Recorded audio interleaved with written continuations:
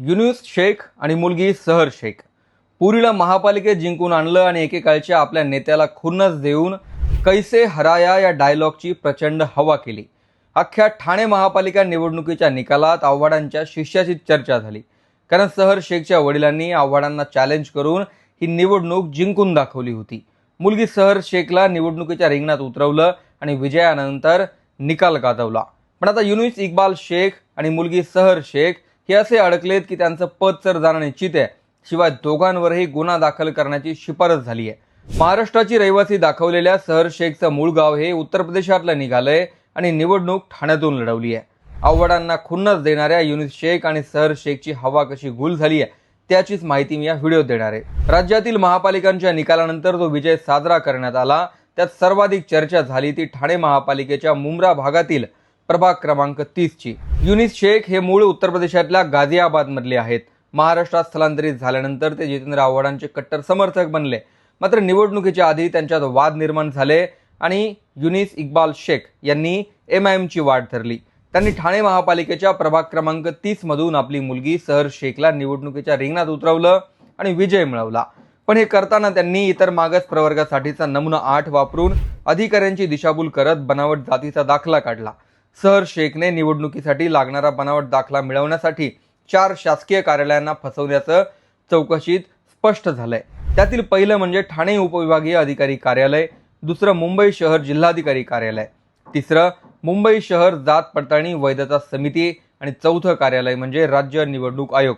सुरुवातीला ठाणे उपविभागीय अधिकारी कार्यालयात आपल्याला आवश्यक असलेल्या नमुना नंबर 8चा वापर करून त्यांनी इतर मागास प्रवर्गातील जातीचं प्रमाणपत्र मिळवण्याचा अर्ज केला.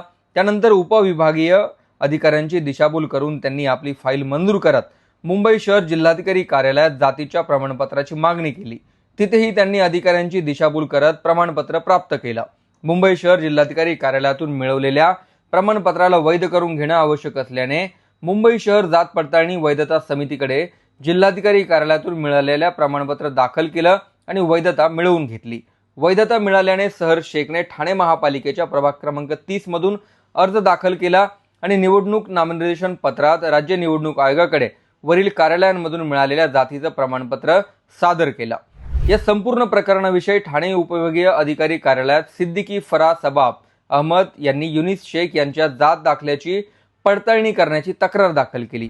युनुस यांनी अधिकाऱ्यांची दिशाभूल करत नमुना नंबर 8च्या ऐवजी नमुना नंबर 10 जोडून बनावट जातीचा दाखला मिळवला आणि त्या आधारे सहरने मुंबई जिल्हाधिकारी कार्यालयातून प्रमाणपत्र मिळवल्याची चौकशीची मागणी केली. ठाणे उपविभागीय अधिकारी कार्यालयात दाखल झालेल्या तक्रारीनुसार 18 मार्च रोजी ठाणे तहसीलदारांनी युनुस शेख यांना सुनावणीसाठी हजर राहण्याचे आदेश दिले. मात्र त्यांनी त्यावेळी आजाराचं कारण देत गैरहजर राहणं पसंत केलं.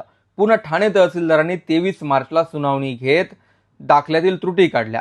ज्या सहर शेख ठाण्याच्या रहिवासी असताना त्यांनी मुंबई शहर जिल्हाधिकारी कार्यालयातून जातीचा दाखला का मिळवला यावर शंकाही उपस्थित केली गेली. शिवाय ठाणे महापालिका निवडणूक काळात जी कागदपत्र दाखल करण्यात आली होती त्यातही अनेक ठिकाणी संशयास्पद बाबी दिसून आल्याने विचारणा झाली. सहर शेखने जो जातीचा बनावट दाखला काढलाय त्यात पहिला आक्षेप घेण्यात आला तो म्हणजे दाखल्याच्या शीर्षकात महाराष्ट्र शासन असा उल्लेख नाही. दुसरा आक्षेप म्हणजे जातीच्या दाखल्यावर उपविभागीय अधिकाऱ्यांची स्वाक्षरीच नाही. तिसरा आक्षेप हा युनुस यांच्या काकांचा जातीचा दाखला गाझियाबादच्या स्थलांतरित अधिनियम 2000 चे कलम 6 मधील नमुना 10चा अभाव असल्याचं सांगण्यात आलं. एकंदरीत सर्व प्रकरणात अनेक संशयास्पद गोष्टी ठाणे तहसीलदारांना आढळून आल्या. संपूर्ण प्रकरणाची माहिती घेतल्यानंतर ठाणे तहसीलदारांनी इतर मागास प्रवर्गाचा जो दाखला काढलाय त्याची चौकशी करण्याचे आदेश दिले. शिवाय युनुस शेख यांच्यावर फौजदारी गुन्हा दाखल करण्याचं क्रमप्राप्त असल्याची शिफारसही करण्यात आली आहे. त्यामुळे या दोघांवरही गुन्हा दाखल होणं निश्चित मानलं जात आहे. शिवाय ज्या सहर शेखने निकालानंतर प्रचंड हवा केली त्या सहर शेखचं नगरसेवक पदही आता धोक्यात आलंय. कैसे हराया म्हणून संपूर्ण निवडणूक निकालात चर्चिले गेलेल्या सहरवर आता कैसे बोगस दाखला बनाया म्हणण्याची वेळ आली आहे. तुम्हाला काय वाटतं? हे पद तातडीने रद्द होणं खरंच गरजेचं आहे का? तुमचं मत कमेंटमध्ये जरूर लिहा.